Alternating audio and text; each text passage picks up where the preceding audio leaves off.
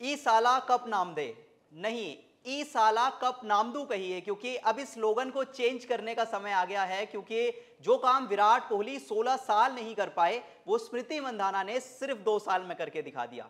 जी हां, दिल्ली कैपिटल्स को फाइनल में 8 विकेट से हराकर आरसीबी की टीम ने अब इतिहास रच दिया है और अपने फैंस को जश्न मनाने का एक मौका दे दिया है।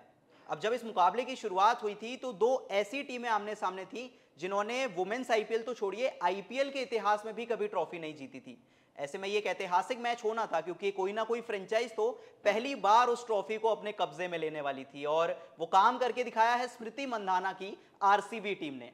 अब जब इस मैच की शुरुआत हुई तो शायद शुरुआत के 1 घंटे में किसी ने नहीं उम्मीद की होगी कि इस मुकाबले का नतीजा इस तरह से होगा या फिर एक तरफा यह मुकाबला हो जाएगा। क्योंकि जब मुकाबले की शुरुआत हुई और शेफाली वर्मा और मैग लैनिंग की जोड़ी क्रीज पर थी तो पावर प्ले में यानी कि 6 ओवर्स में लगभग 60 रन के करीब स्कोर बोर्ड पर लग गए थे और एक भी विकेट नहीं गिरा था इस टीम का।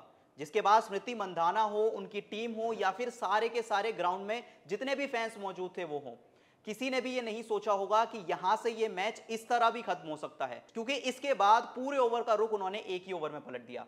सबसे पहले उन्होंने सेट बैट्समैन शेफाली वर्मा को आउट किया, उसके बाद एलिस कैप्सी को आउट किया और जेमिमा रोड्रिग्स को आउट किया और एक ही ओवर में दिल्ली कैपिटल्स के 3 बड़े विकेट गिर चुके थे। जिसके बाद जो पूरा दारोमदार था वो था कप्तान मैग लैनिंग पर, क्योंकि जिस हिसाब से पिच बिहेव कर रही थी, जिस हिसाब से विकेट्स गिर चुके थे, एक मैग लैनिंग ही थी जो कि इस मैच में दिल्ली कैपिटल्स को वहां से बचा सकती थी। लेकिन अगले ही ओवर में या कहें कुछ ही ओवर्स के अंदर वो काम भी आ गया और आरसीबी की टीम ने मैग लैनिंग को भी पवेलियन का रास्ता दिखा दिया और ये काम किया श्रेयंका पाटिल ने। जी हां, वही श्रेयंका पाटिल जो सिर्फ 21 साल की हैं और इससे पहले भी वो एक मैच में मैग लैनिंग को एलबीडब्ल्यू आउट कर चुकी थी।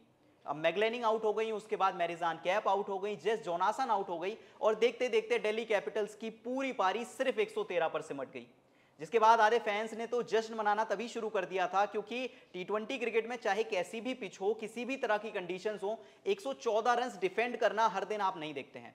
जिसके बाद जब पारी की शुरुआत हुई तो स्मृति मंधाना के साथ आई सोफी डिवाइन और बहुत कंजर्वेटिव अप्रोच के साथ आई, क्योंकि पावर प्ले में मुश्किल से 20 या 25 के आसपास रन इस टीम ने बनाए थे। लेकिन सबसे जरूरी बात यह थी कि विकेट्स उनके हाथ में थे और जो रिक्वायर्ड रन रेट था वो 5 या 6 के आसपास ही था।